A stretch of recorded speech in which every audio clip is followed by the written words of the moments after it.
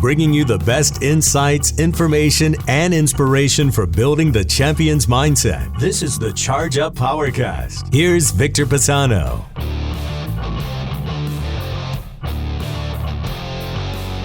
Welcome to Season 3, Episode 10. Where do we go from here? Today we're talking about a question I was recently asked via a DM on Instagram from a very loyal follower. She asked, where do we go from here?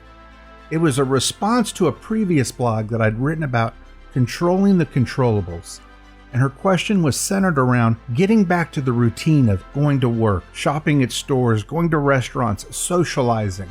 I answered her with one word, just to see the follow-up that would result from the simplicity of my answer. So remember, she asked, where do we go from here? My one word back to her was grow. You see, in my mind, there's no other place to go from the present moment than forward. And moving forward is the true essence of growth. You evaluate the situation, you work toward modeling the character you expect of others, and while most people will shake their heads in fear and panic, those willing to step out of their comfort zone begin asking the tough questions. That's part of leadership, and they do it because they're trying to find the opportunity within the obstacle. So after a few minutes, she responded, how do we grow when we've been stagnant for so long? I thought this was an incredible response. Again, I tried to answer with simplicity by talking about grow, but she came right back at me at the same level. And again, this is my favorite thing about having this platform, is learning from others and discussing real situations. So in her response, I thought for a second and I responded and I said, sometimes growth isn't necessarily moving forward. It can actually be standing still. When we're aware of the situation and purposefully pause to evaluate and navigate our course, believe it or not, we're still moving forward. We may not see it, but our work is progress, and that ensures that the next step forward is based on thought and purpose. So she responded pretty quickly with a thumbs up emoji, but I saw those little dots at the bottom and I knew she was going to come right back at me. So I said, I'm not multitasking. I stopped what I was doing and I just waited because I could tell that this was going to be a good conversation. In her response, she told me that over the past few months, it had become such a challenge for her to lead her team at work while also leading her family at home. You see, she's a regional vice president for a bank, but she's also a single parent. So while splitting her hours between the bank and home, she's had to take charge to ensure that not only are her responsibilities being taken care of and her team being led correctly, but she also has to ensure that her 7th grader and her sophomore in high school continue to stay focused and kept a routine while doing online learning. You just can tell she's an amazing mother. She has her priorities straight. She's always seeking balance. Those are the kind of comments she gives me. But then she told me something in that same response that completely caught me off guard. She said, I'm tired, both mentally and physically. These past few months have taken a toll on me, and as much as I want to grow, I need a break. I had taken her comment completely out of context. Her question of where do we go from here had nothing to do with growth.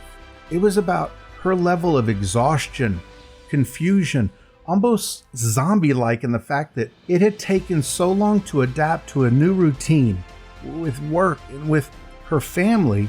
How and where would she find the strength to stop one routine and begin another one again? And I'm not going to lie, her response made me sit and think for a second. You see, it was her vulnerability and honesty that to me were so courageous. I've never met this person, but for at least a year, like I said, I can count on a comment from her, and they are always spot on. So there's a tremendous amount of respect I have for this person. She's positive, she's filled with energy. So I was humbled that she had asked me that question.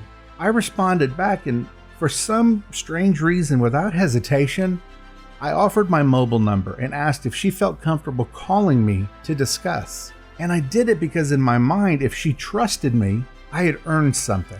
In order to form a connection and prove my support and at least show her that I understood and wanted to walk through it, I felt that it needed to be a voice-to-voice conversation.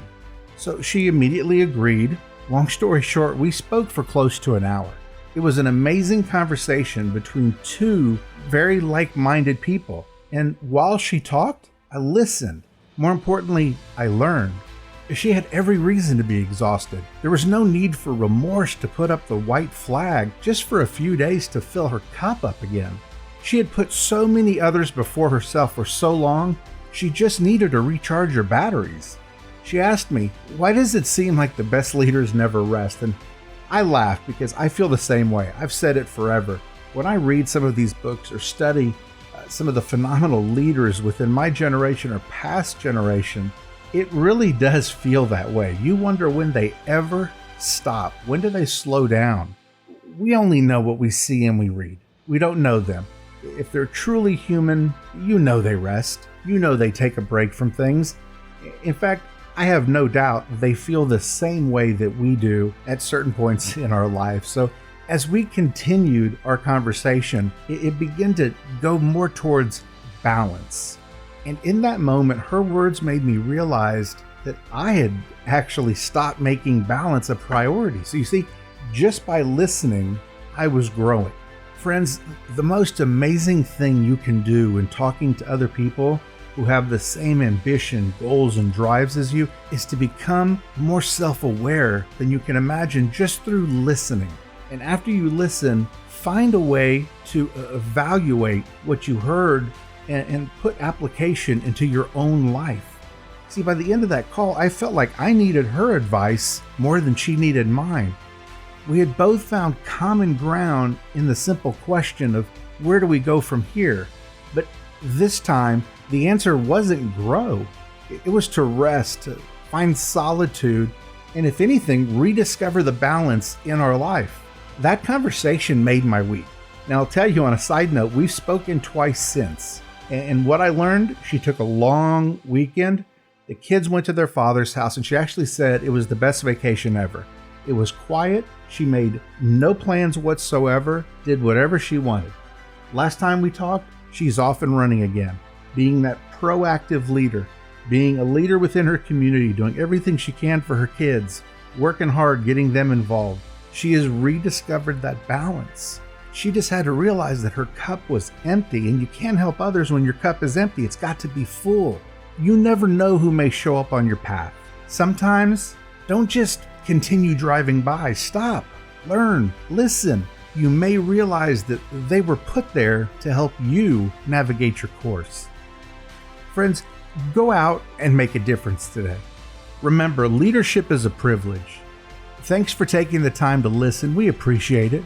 Be sure and go check out more of our Charge Up content. We're all over social media, and you can also visit us at our website, chargeuptoday.com. On behalf of all of us at Charge Up, we sincerely thank you for your support and for listening to this edition of the Powercast. I'm humbled to lead.